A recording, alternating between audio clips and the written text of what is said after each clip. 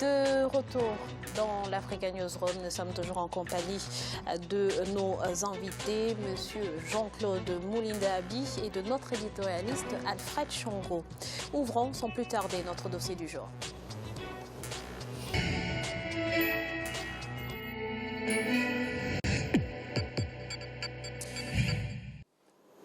Le Rwanda compte actuellement 34 radios qui émettent en 4 langues, l'anglais, le français, le swahili et le kinyarwanda. Cette dernière domine d'ailleurs le paysage médiatique. Alors comment cette langue locale a-t-elle su s'imposer? Fraterne Ndakayisenga nous apporte quelques éléments de réponse. La première radio du Rwanda a vu le jour en 1963. Radio Rwanda est restée la seule du pays jusqu'à l'avènement de Radio et Télévision Libre des Mille Collines en 1993. La RTLM a fermé ses portes un an après sa création, c'est-à-dire en 1994. Selon des spécialistes, elle a joué un mauvais rôle lors du génocide. Depuis 2004, l'univers radiophonique connaît un renouveau. Une trentaine de stations privées de radiodiffusion ont vu le jour et le Kinyarwanda est la langue dominante. Qu'est-ce qui a finalement encouragé un tel réveil? Pourquoi le Kinyarwanda a-t-il pris le dessus dans les domaines des médias? Quel est l'impact de la radio dans la vie quotidienne des Rwandais? Le Rwanda a adopté une nouvelle politique médiatique en 2002 pour une libéralisation responsable du secteur. Depuis lors, cette loi connaît régulièrement des amendements. Résultat, 34 radios ont été créées en moins de 15 ans. Selon la nouvelle politique, la radio doit particulièrement contribuer à la reconstruction de l'unité nationale, le développement du pays et promouvoir la démocratie. Chaque fois qu'on réclamait l'existence d'autres radios que Radio Rwanda, la réponse souvent qui venait des politiciens était que la RTLM s'est mal conduite et que donc il fallait y aller doucement et que le domaine des médias est un domaine glissant, que c'est un domaine dans lequel il faut faire attention. Mais à un certain moment, on a bien compris qu'on peut libéraliser ce domaine. 80,2% des foyers disposent des appareils récepteurs radiophoniques au Rwanda, selon le baromètre des médias de l'année 2016. Ce qui fait de la radio la première source d'information pour le peuple rwandais. Les radios confessionnelles sont populaires. C'est le cas de Radio Umucyo qui fait de la réconciliation sa vocation.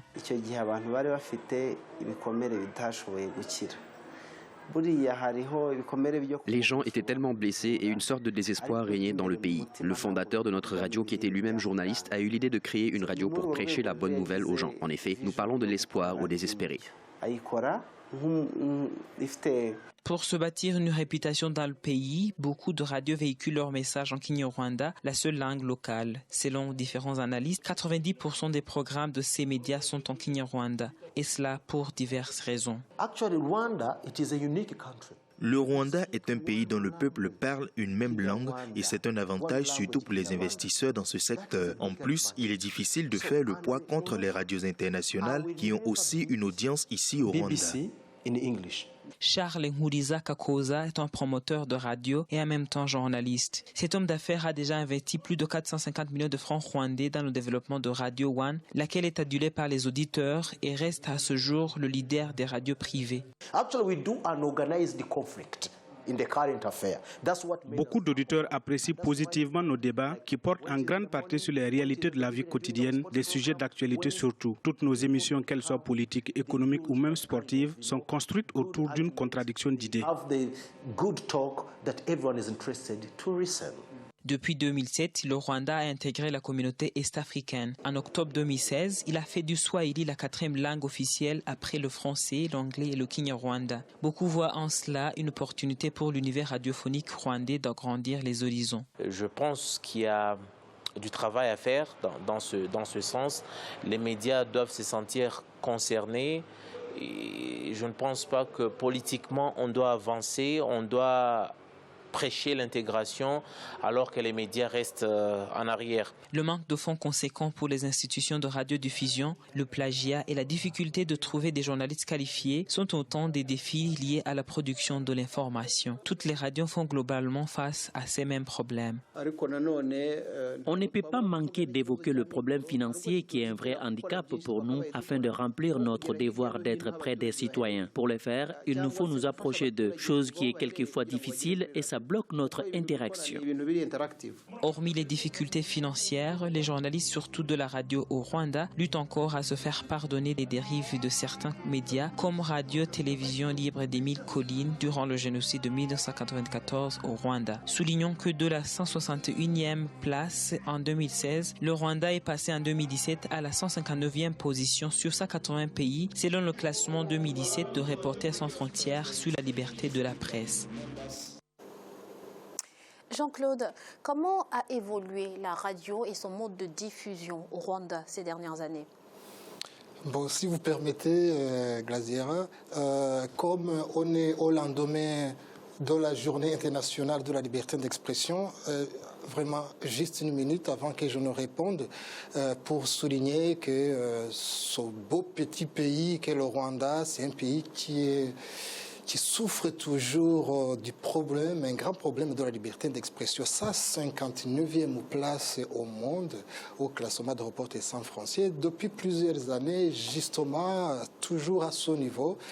Et ça reflète l'image, justement, du pays. Nous avons plus de 40 journalistes en exil depuis la prise du pouvoir du FPR.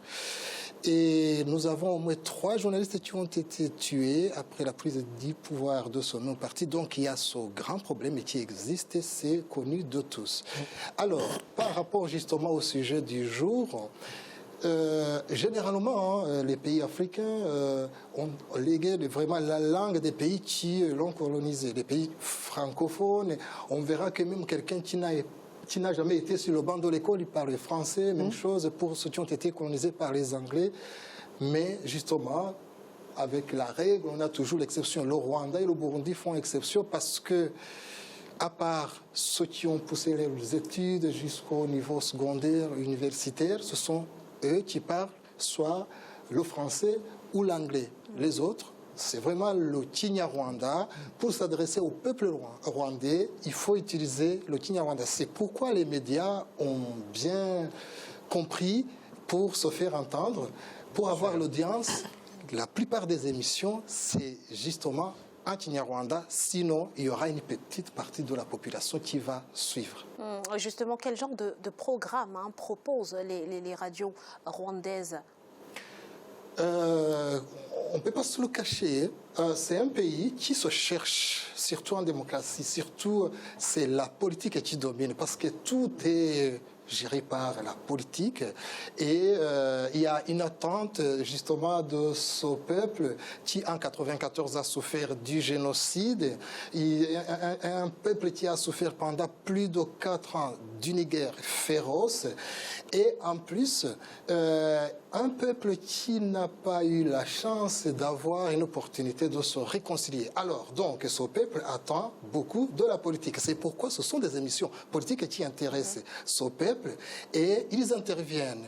Et évidemment, il y a la peur parce que le Rwanda est un pays qui vit de la dictature. Il y a la peur, on s'exprime difficilement, mais quand l'opportunité se présente, ils s'expriment. Et alors, les médias, ils ne sont pas bêtes, ils donnent un espace suffisant vraiment pour parler de la politique et donner la parole aux auditeurs.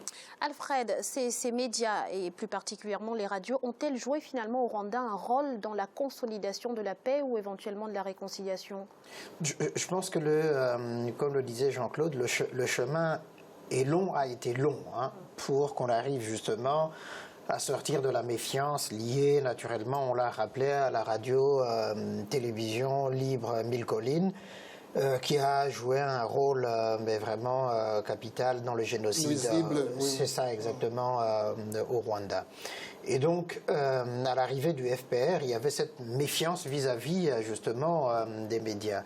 Et dans un premier temps, il fallait effectivement la radio d'État, mais voilà, le pouvoir du FPR pour essayer de travailler justement à, comment je dirais, à inculquer justement au peuple rwandais cette idée-là du Rwanda uni, du Rwanda sortant du génocide. Alors, c'est vrai qu'en même temps, on sait ce que cela a donné avant au Rwanda, ce que ça donne aujourd'hui, c'est-à-dire de la meilleure volonté du monde de faire que les médias soient concentrés autour des questions de réconciliation, d'unité, etc., on finit par déboucher à l'autoritarisme, c'est-à-dire à ne plus accepter la critique, à ne plus accepter des journalistes qui se disent, qui veulent être indépendants, objectifs.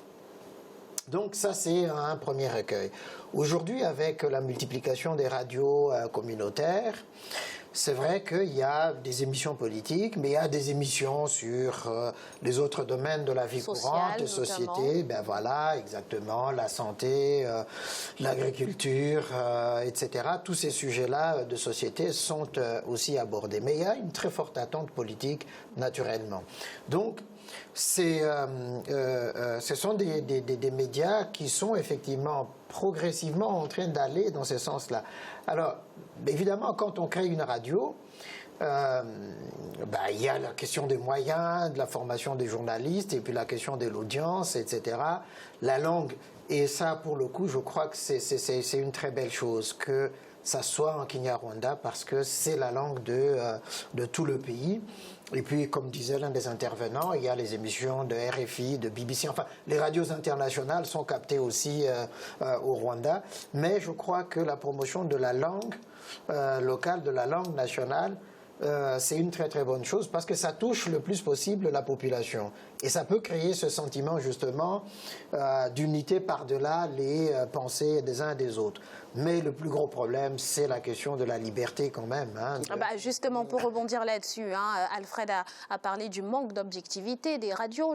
On aimerait savoir en fait si ça concerne également les radios privées au Rwanda. Bon, je ne dirais... Oui, c'est vrai que on peut utiliser ce terme, mais en l'utilisant, on peut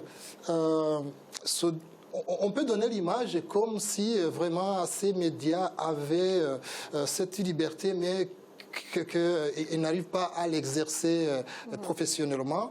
Mais en vérité, qu'est-ce qu'il y a? C'est qu'il y a un encadrement du pouvoir, un encadrement excessif. Je vais vous donner un petit exemple pour mieux comprendre.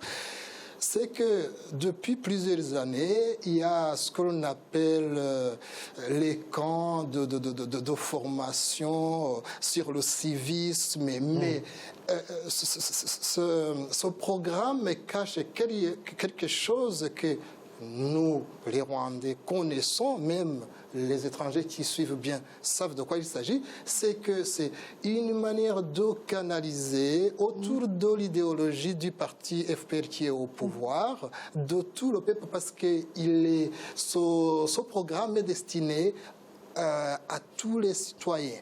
Alors, depuis 2 ans,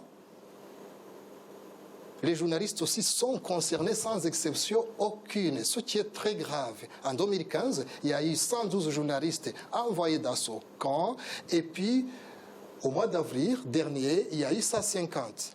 Là, c'est vraiment la sensibilisation à l'idéologie du parti au pouvoir, et cela va enfreindre sensiblement la liberté de la presse. Ça, c'est une réalité. Alfred. Oui, mais absolument. C'est-à-dire que... Et du coup, ça donne quoi? Ça donne que les journalistes s'autocensurent par la suite. C'est-à-dire, il y a une chape de plomb.